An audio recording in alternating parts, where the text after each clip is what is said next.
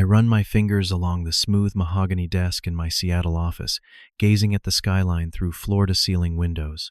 The cybersecurity company I built from nothing now employs over 50 people, and I should feel nothing but pride. Yet the phone call last night reopened wounds I thought had healed long ago. My twin brother Eric, who I have not spoken to in 8 years after he betrayed me with my girlfriend Madison, suddenly wants to reconnect. My family, who disowned me and took his side without hearing my story, now desperately needs me back in their lives. Why? My father is dying of cancer and apparently wants to make amends before he goes. Before I tell you if I am going back or not, let me know where you are watching from. Hit that like and subscribe button, and brace yourself for a story about betrayal, redemption, and whether some wounds can ever truly heal.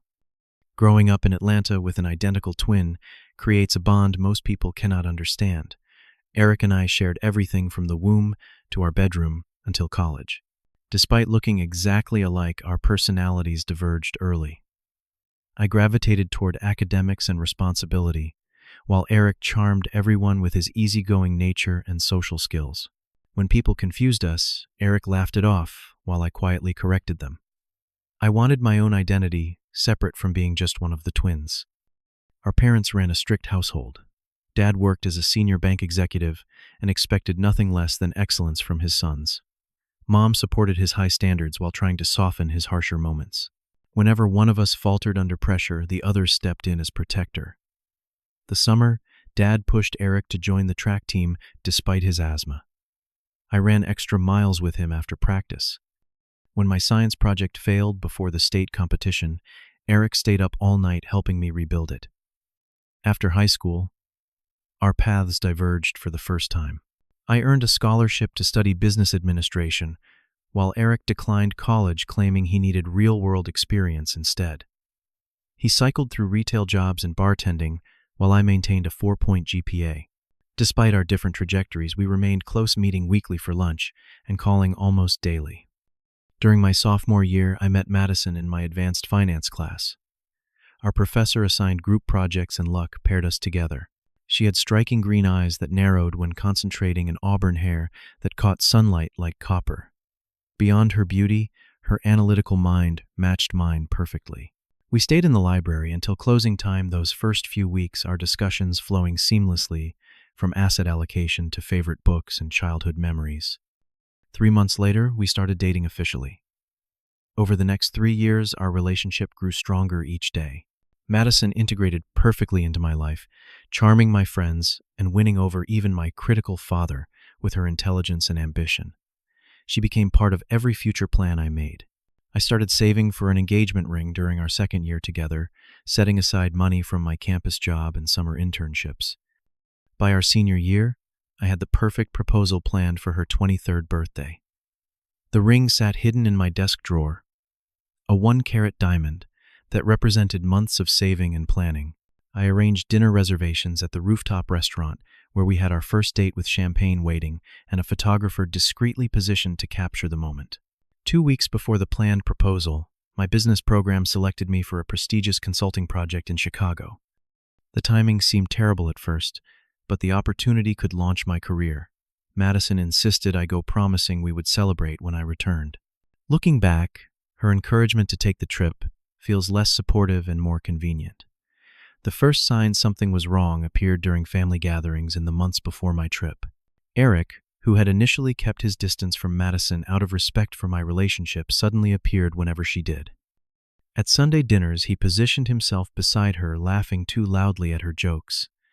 I noticed lingering glances, but dismissed them as innocent appreciation of her personality. Madison grew increasingly distant as well. She stopped texting me goodnight, claimed study groups ran late, and seemed distracted during our time together.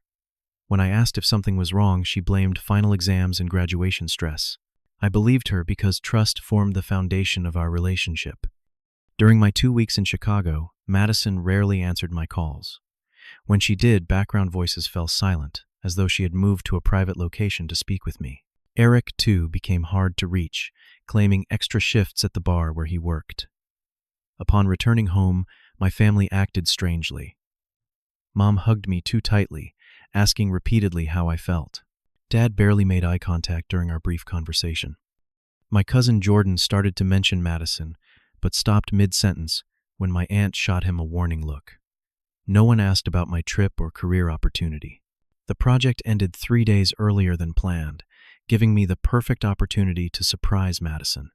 I purchased flowers from her favorite florist and drove to her apartment with the engagement ring in my pocket, thinking this might be an even better proposal setting than the restaurant. Her door stood slightly ajar when I arrived. Assuming she had just returned from errands, I pushed it open, calling her name softly. The flowers dropped from my hand when I saw them. Eric and Madison entangled on her couch, so engrossed in each other, they did not immediately notice me standing there. The identical face to mine, looking up in shock, is an image seared into my memory forever. The next moments passed in fragmented chaos. Madison scrambling for clothes. Eric standing with hands raised as though I held a weapon. Me backing toward the door ring box, still clutched in my pocket, questions dying in my throat. Their excuses poured out simultaneously. It just happened. Madison claimed, though her subsequent confession revealed months of deception. Eric insisted he had fallen in love despite knowing what it would cost me. Neither apologized initially, as though their feelings justified the betrayal. The twin, who once stayed awake all night to help with my science project, had stolen the woman I planned to marry. With my world shattered, I drove instinctively to my parents' house, seeking comfort and guidance. The family home had always represented safety throughout my life. A place where problems could be solved around the kitchen table, with Mom brewing strong coffee and Dad offering practical, if sometimes stern advice. The cold reception I received instead deepened my emotional wound.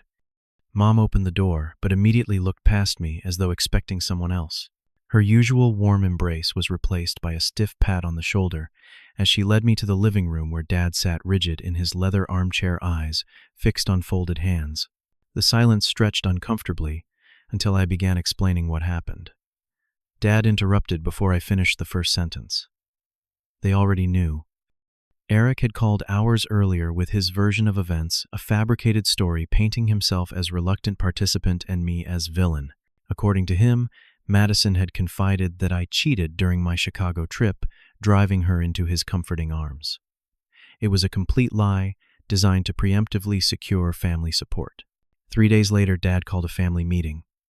Uncles, aunts, and adult cousins gathered in our formal dining room while I sat isolated at one end of the table. Eric arrived last, with Madison beside him, her hand clasped firmly in his, as though they were the wronged parties. The tableau appeared choreographed to establish their new relationship as legitimate while undermining my position. One by one, family members expressed disappointment in my alleged behavior, referencing Eric's lies as established fact. When I attempted to defend myself, Dad pounded the table, demanding I stop making excuses. No one questioned why Madison would turn to my identical twin rather than simply breaking up with me if she believed I had cheated. No one asked for evidence or considered my previous character. The family that had known me for 23 years chose to believe the worst about me without investigation. The final blow came when Dad issued his ultimatum. If I could not accept Eric and Madison together and apologize for supposedly driving them to betrayal, I would no longer be welcome in the family. When I refused these outrageous terms, his face hardened into an expression I had never seen directed at me before. "You are dead to us," he declared, voice frighteningly calm. The family followed his lead, turning away one by one until only my youngest cousin remained looking at me with confusion. Then Dad pointed to the door, and I walked out of their lives. Within 48 hours, I packed essential belongings and purchased a one-way ticket to Seattle. The cross-country distance seemed necessary to rebuild, without constant reminders of betrayal. I left my apartment keys with the landlord, my resignation letter with my employer, and deleted all social media accounts connecting me to my previous life. The first year passed in a fog of depression and isolation. I rented a studio apartment in an anonymous high-rise, accepted an entry-level position well below my qualifications just to survive, and spoke to no one beyond necessary work interactions. Nights stretched endlessly as I replayed the betrayal and abandonment, searching for warning signs I might have missed or ways I could have prevented the implosion of my life. Through professional emails, I learned Madison and Eric moved into the family home, enjoying the support system denied to me.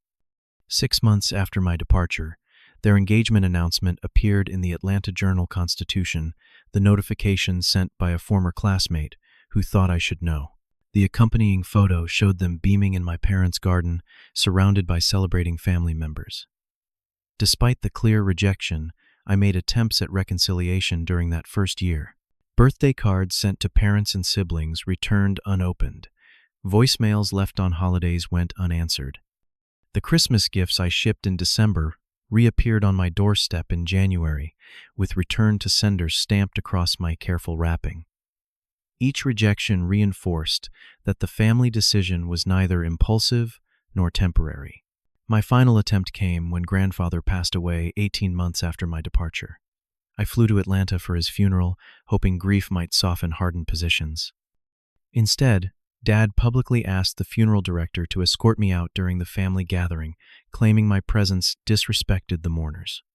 Cousins I had grown up with watched silently as security walked me to my rental car. The journey back from rock bottom began with small steps. My apartment building housed mostly tech professionals, including Nathan from the 4th floor, who recognized me doing laundry at 3 a.m, unable to sleep. After several late-night conversations over cheap vending machine coffee, he became my first real friend in Seattle, inviting me to basketball games and dinner with his girlfriend. Nathan worked for a major tech company and listened to my story without judgment, the first person to truly hear my side since the betrayal. When my lease ended, he suggested sharing his 2-bedroom apartment to save money and help combat my isolation. Living with a roommate forced me back into normal social rhythms, eating regular meals, maintaining reasonable hours, and occasionally joining weekend activities. 6 months into our roommate arrangement, Nathan suggested I try therapy.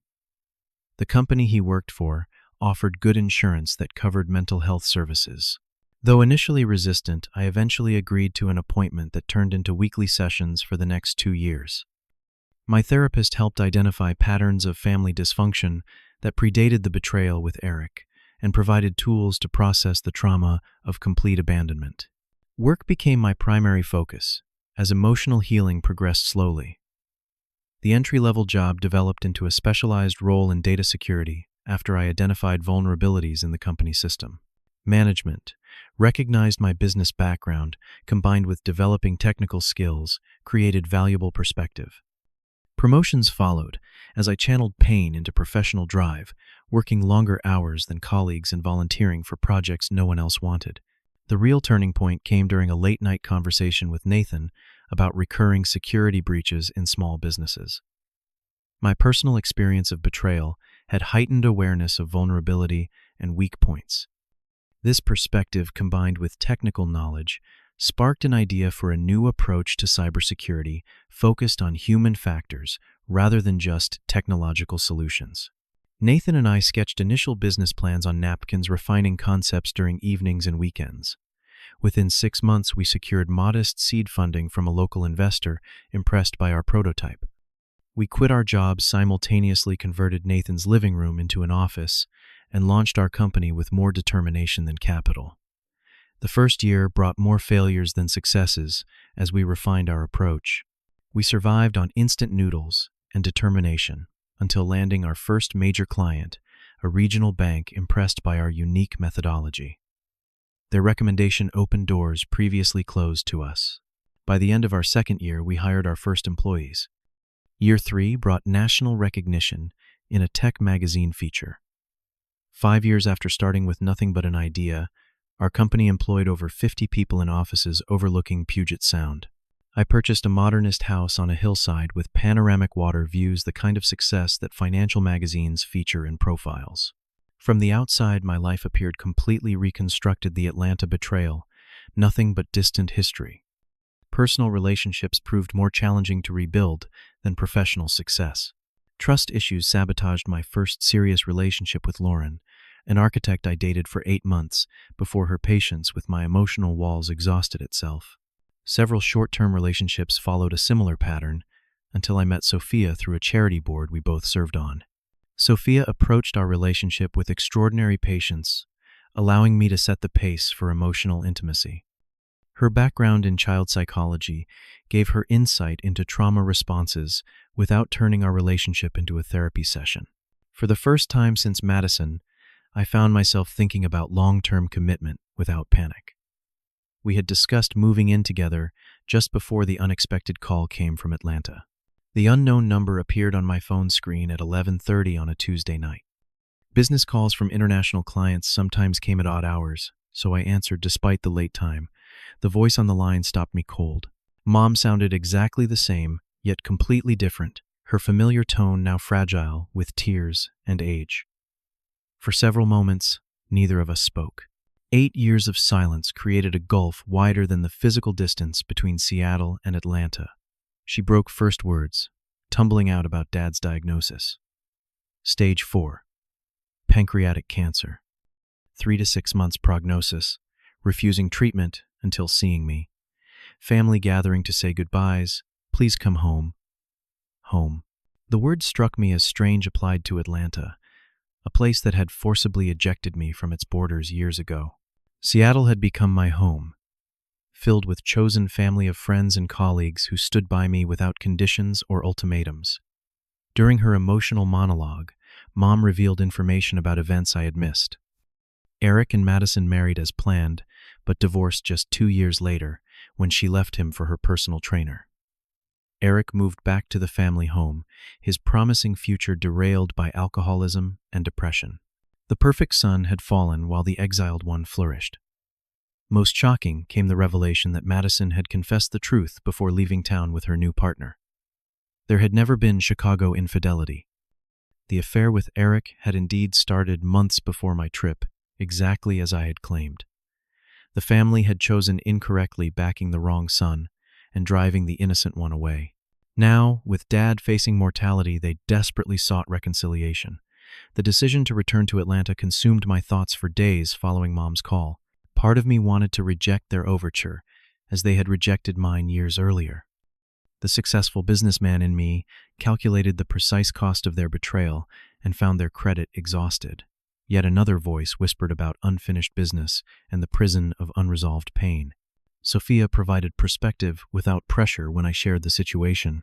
While supporting whatever decision I made, she gently suggested that facing the past directly might provide closure unavailable through continued estrangement. The dying rarely get second chances, she reminded me, but the living always need closure. After careful consideration, I decided to return, but with firm boundaries.